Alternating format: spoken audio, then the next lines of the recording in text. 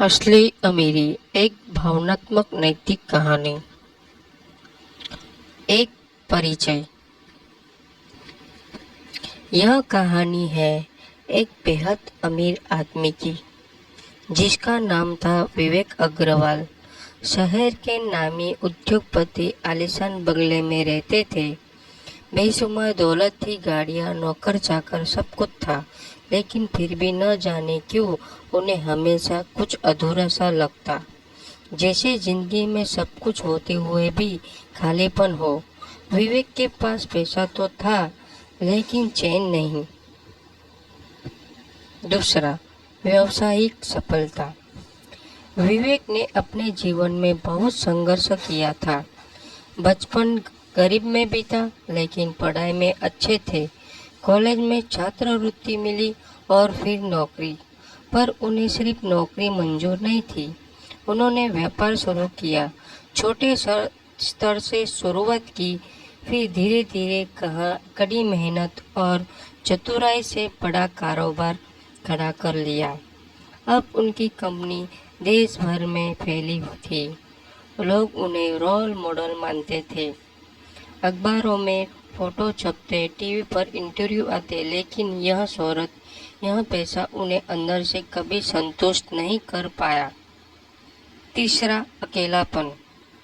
विवेक की पत्नी मीनाक्षी एक सरल स्वभाव की महिला थी। वह चाहती थी कि विवेक थोड़ा समय परिवार को भी दे।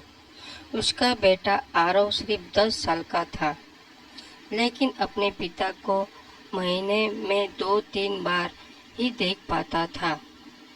एक बार आरव ने अपने पिता से पूछा, पापा, आप क्या सबसे अमीर आदमी बनना चाहते हो?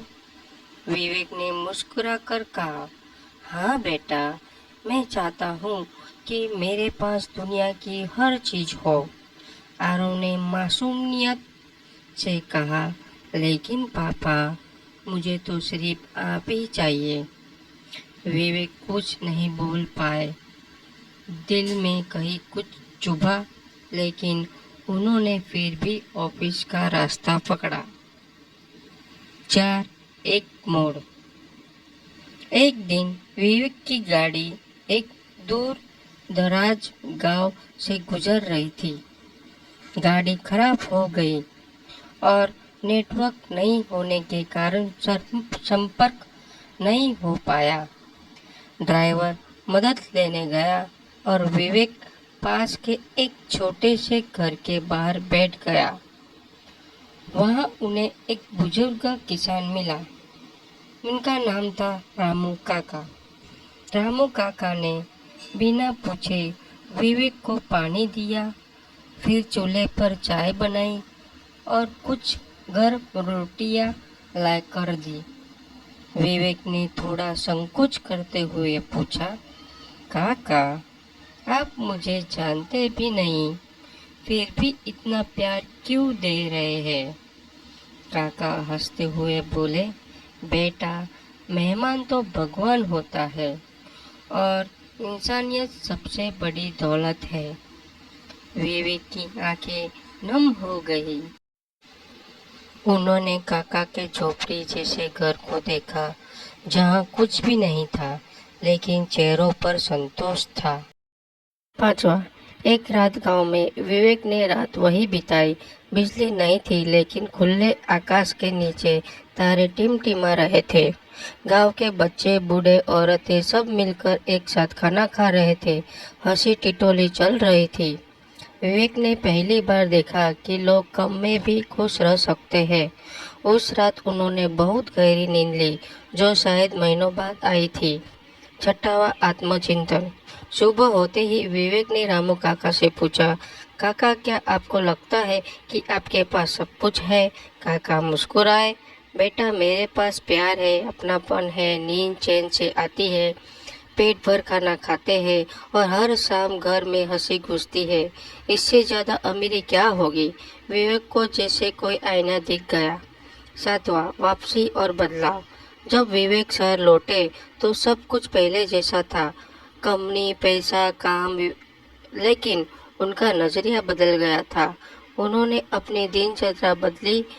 अब वहाँ हर शाम 6 बजे तक ऑफिस छोड़ देते, परिवार के साथ समय बिताते, बेटे को स्कूल छोड़ने जाते और कभी-कभी बिना किसी को बताए गरीब बच्चों को पढ़ाने जाते। उन्होंने अपने घर के एक हिस्से को सुखद बाल निकेतन नाम के एनजीओ को दान किया, जहाँ बेसहारा बच्चों को शिक्षा और भोजन मिलता था। 8. मीनाक्षी का पत्र। एक दिन मीनाक्षी ने उन्हें एक पत्र दिया जिसमें लिखा था, विवेक, आज घर में सिर्फ पैसा नहीं, आपका समय भी है। आरव की हंसी लौट आई है और मेरी आंखों की चमक भी। आपने जो बदला है वो असली अमीरी है, रिश्तों की अमीरी। 9. समाज को संदेश। कुछ महीने बाद एक बड़ी कॉरपोरेट कॉन्फ्रेंस में विवेक को मुख्य वक्ता बुलाया गया। वहाँ उन्होंने कहा, सफलता सिर्फ दौलत में नहीं है, बल्कि इस बात में है कि हम किससे कितना खुश कर पाए।